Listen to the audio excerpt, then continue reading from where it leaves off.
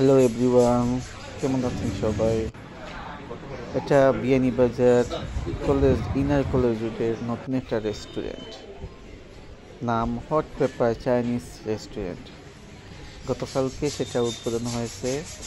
প্রথম দিনই আমি খেয়েছি, খাবারগুলো অনেক টেস্টি ছিল এবং এখানে সেলফি স্ট্যান্ড আছে এবং অনেক সুন্দর ডেকোরেশন।